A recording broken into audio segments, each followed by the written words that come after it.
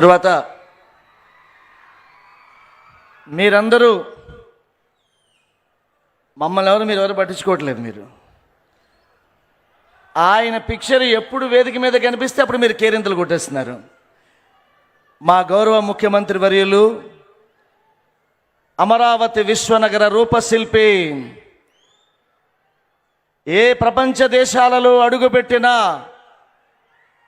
నన్ను అడిగే మొదటి మాట చంద్రబాబు గారు ఎలా ఉన్నారు అని.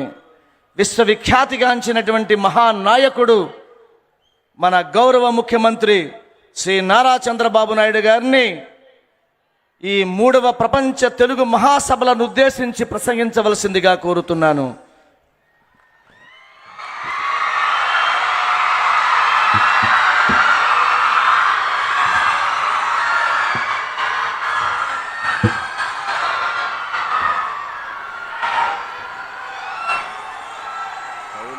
టెంపుల్స్కి ఏం పెట్టాలని ఉద్దేశం? కవులు ఉన్నారు కదా సార్, కవులు గాయకులకి వాడికి పారితోషికం ఎక్కువ సార్. మన ఆస్థాన విద్వాంసులుగా మ్యాక్సిమం కవుల్ని ఆస్థాన విద్వాంసులుగా ఆస్థాన కవులుగా దేవాలయాల్లో కూడా వాళ్ళకి కూడా ఎక్కువ కార్యక్రమాల్లో వాళ్ళకి అవకాశాలు ఇప్పించాను సార్. వాళ్ళకి బస్సుల్లో కూడా వాళ్ళకి ప్రోగ్రామ్స్కి వెళ్ళినప్పుడు వాళ్ళకి కొంచెం రాయితీ ఇప్పించాను సార్. ప్రోగ్రామ్స్కి వెళ్తున్నా సార్, నాటక పరిషత్తులకి వాళ్ళకి ఆర్టీసీ ద్వారా తిమ్మల గారికి చెప్పాను సార్. మీతో ఓకే, తప్పకుండా.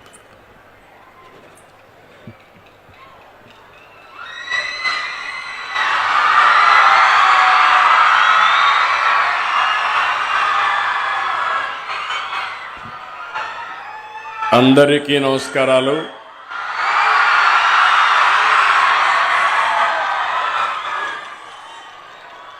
గౌరవనీయులు గవర్నర్ గోవా శ్రీ అశోక్ గజపతిరాజు గారు, కేంద్ర మంత్రివర్యులు గౌరవనీయులు పెంబసాని చంద్రశేఖర్ గారు, గౌరవనీయులు ఇప్పుడే మీ అందరి దగ్గర తెలుగు భాష కోసం ఇక్కడే 3 రోజులుంటూ ఈ కార్యక్రమాన్ని జయప్రదం చేయడానికి ప్రయత్నం చేస్తున్నటువంటి శాసనసభ అధిపతి అయ్యన్న పాత్రుడు గారు, గౌరవనీయులు former high court judge of Andhra Pradesh, ప్రస్తుతం chairman Telangana state police complaint authority Bolusu Shivashankar Rao గారు, గౌరవనీయులు గుంటూరు మేయర్ కోవెల్మూడి రవీంద్ర గారు, గౌరవ శాసనసభ్యులు మహమ్మద్ నజీర్ గారు, ఈరోజు మీ అందరినీ చూస్తే ఇంత ఉత్సాహానికి కారకులైనటువంటి గజల్ శ్రీనివాస్ గారు, ప్రత్యేకంగా ఆయన అభినందిస్తున్నా. ఆయన ఒక ప్రెసిడెంట్గా ఈ ఆర్గనైజేషన్ బ్రహ్మాండంగా తీర్చిదిద్దారు. వారికి అదే మాదిరిగా ఆనరబుల్ సెక్రటరీ ఆంధ్ర మహాసభకి రెడ్డప్ప ద్రవిడ గారికి, అదే మాదిరిగా ఆనరబుల్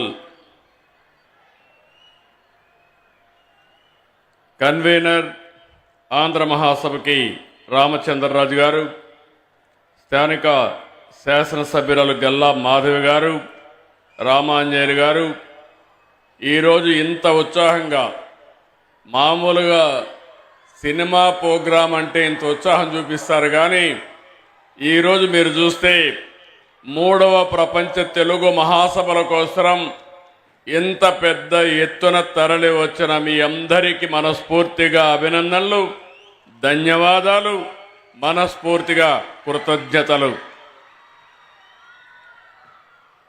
సంక్రాంతి కంటే ముందు వచ్చిన మన అమ్మ భాష పండుగ ఇది. మాతృభాషకు మనం ఇచ్చే గౌరవ వందనం ఈ ప్రపంచ తెలుగు మహాసభలు. ఈ మహత్తర కార్యక్రమాన్ని తలపెట్టిన ఆంధ్ర సారస్వత పరిషత్తుకు అభినందనలు. తెలుగువారి ఆత్మగౌరవాన్ని చాటి చెప్పిన శ్రీ ఎన్టీఆర్ గారి పేరున ఈ వేదికకు పేరు పెట్టినందుకు కృతజ్ఞతలు. తెలుగు భాషకు ఎంతో ఘన చరిత్ర ఉంది. వందలాది భాషలున్న మన దేశంలో కేవలం 6 భాషలకు మాత్రం ప్రాచీన హోదా లభించింది. అందులో తెలుగు ఉండడం మనందరికీ గర్వకారణం. హిందీ, బెంగాలీ, మరాఠీ తర్వాత దేశంలో ఎక్కువ మాట్లాడే భాష తెలుగు భాష. ప్రపంచం మొత్తం మీరు చూస్తే దగ్గర 10 కోట్ల మంది తెలుగు మాట్లాడుతున్నారు. ఈరోజు ఈ మీటింగ్కి 40 దేశాల నుంచి ప్రతినిధులు వచ్చారంటే వారందరికీ స్వాగతం పలుకుతున్నా. ఆంధ్రప్రదేశ్ రాష్ట్ర ప్రభుత్వం తరపున చెప్పి మరొక్కసారి విజ్ఞప్తి చేస్తున్నా. ఇలాంటి సభలు తెలుగు భాష పరిరక్షణకు గొప్పతనాన్ని చాటేందుకు ఉపయోగపడతాయి. ఇందుకు మనస్ఫూర్తిగా ఆంధ్ర సారస్వత పరిషత్తుకి నా ధన్యవాదాలు. పెద్దలందరూ మాట్లాడారు, అనేక విషయాలు చెప్పారు. తెలుగు రచనలు అనగానే మనకు గుర్తొచ్చేది ఆది కవి నన్నయ్య. ఆయన రాసిన మహాభారతం, కవిత్రయం నుంచి అష్టదిగ్గజాల వరకు, గురజాడ నుంచి శ్రీ దాశరథి వరకు ఎందరో మహానుభావులు తెలుగు భాషకు పనిచేశారు. తెలుగు వైభవాన్ని చాటారు.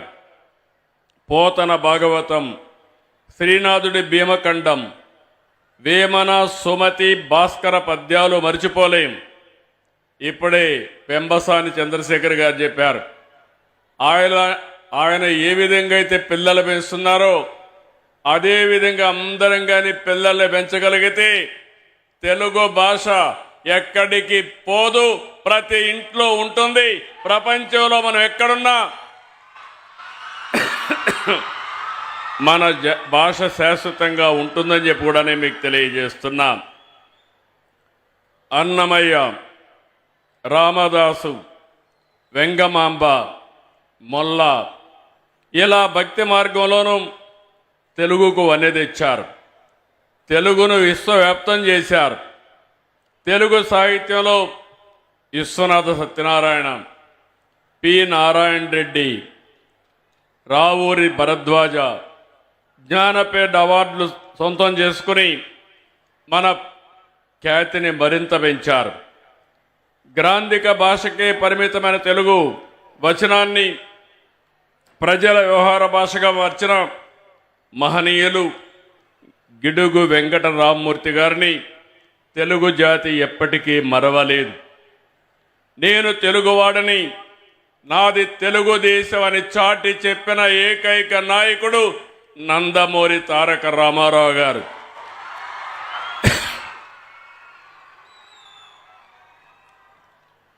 అప్పటి వరకు తెలుగు వారిని మదరాసీగా పిలుస్తూ ఉంటే కాదు, తెలుగువారు ఒకరున్నారని, తెలుగువారి ఆత్మగౌరవాన్ని ప్రపంచానికి చాటి చెప్పిన ఏకైక నాయకుడు ఎన్టీఆర్ అని చెప్పి కూడా మరొక్కసారి గుర్తు చేస్తున్నా.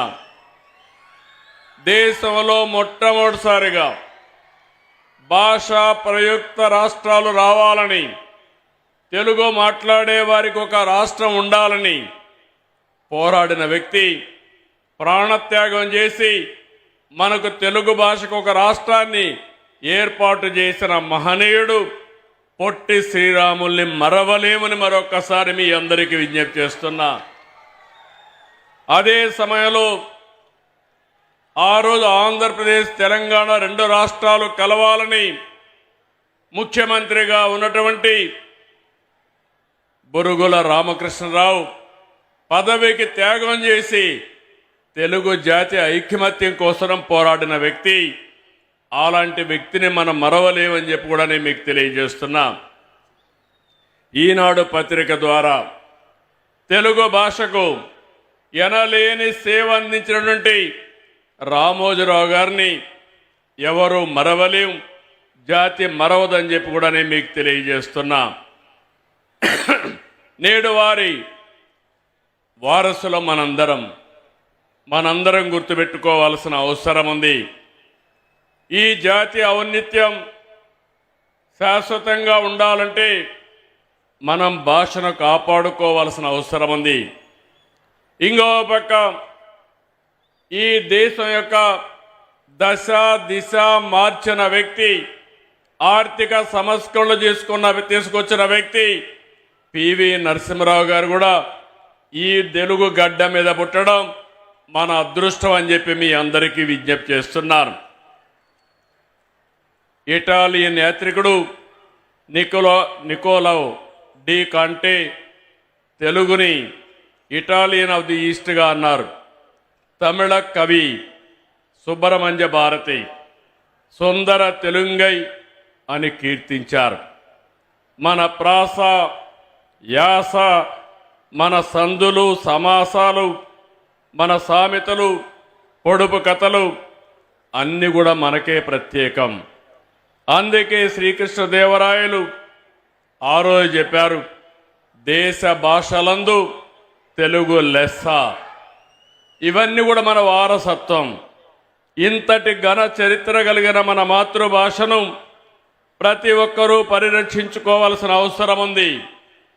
తమిళనాడు, కర్ణాటక, ఒరిస్సా, బెంగాల్లో కూడా తెలుగు చదివేవారు ఎక్కువ మంది ఉన్నారు.